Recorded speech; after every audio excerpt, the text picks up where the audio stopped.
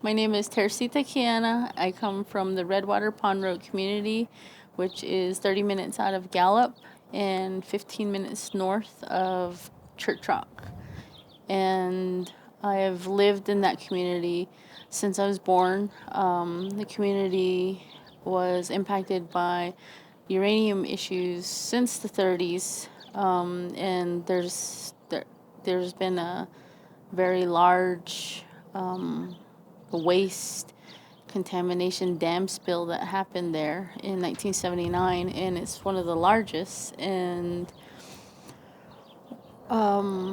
just living there has impacted my family, my community, and also my health in many different ways.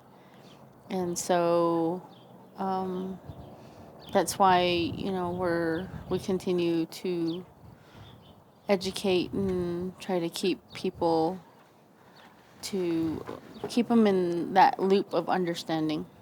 And the only time anybody ever really leaves the community is to go to school, or some of them join the military, and that's when most of them come back after they retire or after they finish their tour of duty, and they come back. But sometimes I wonder if it's even a place worthy of coming back, just because of the issues that we all deal with when it comes to our health issues, not just physical health, but mental health. That was kind of like that turning point where we started to think, maybe it would just be safer if we maybe move into town. And so it was just kind of a thought for a while. And as all the things progressed with the uranium issues and how our community has been getting the cleanup done, and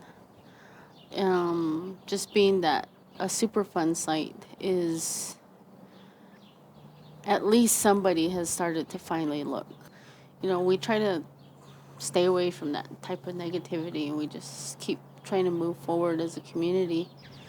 And so my husband and I made that decision to move into Gallup to get my children away from that contaminated area.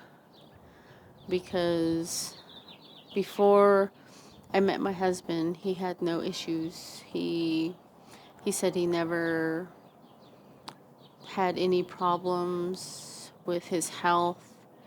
And when we had our last child, we participated in the birth cohort study, and we found out my son was not my son, my daughter had like nothing, no, very, very low levels of uranium.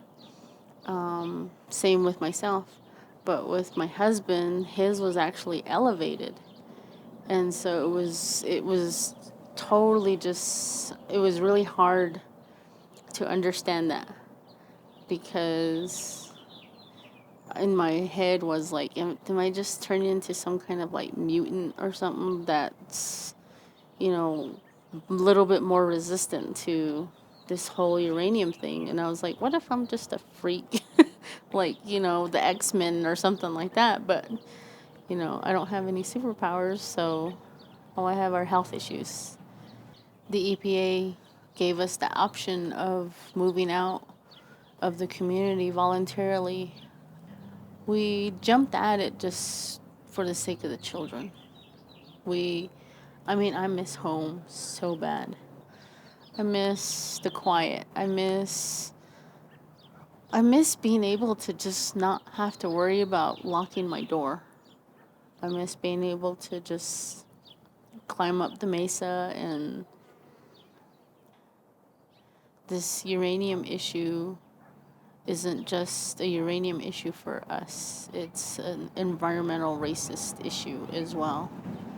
And it is a straight up racial issue for us. A long time has come where nobody listened to my great grandmother. Nobody listened to my grandmother. And now we've lost those voices. And we're not going to get their voices back, but we can continue saying the things that they've always said to us, and that was to protect the environment, protect our Mother Earth. Just understand that this is a balance. It's not we as human beings dominate anything.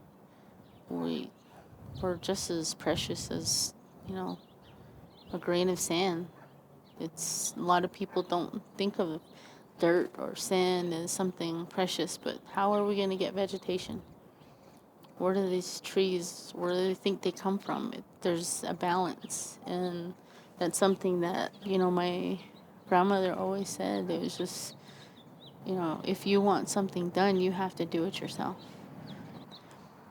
And hoping that the children and the kids will, come about and do the same thing that I'm doing is just kind of like my hope. I'm hoping that they'll continue it, because I think that their voices and their knowledge of the technology and their knowledge of just what's coming is going to be what really helps us with our uranium issues. Commemoration, what it means to me is just teaching and educating people and helping them understand just a piece of what we've gone through. Because when we do the commemoration, it's there in our impacted area, and people get to see firsthand just how the whole environment and how the whole, just that big change of what's happened to the community, what's happened to the environment, what's happening to the vegetation, what's happening with just the air and everything like that. They finally get to see, they finally get to actually feel that and understand, a little bit of our connection with the land. As Navajos, we bury our umbilical cord into the ground where we come from, and that's one of the things that keeps bringing me back, or me wanting and that yearning to go back home, because that's home.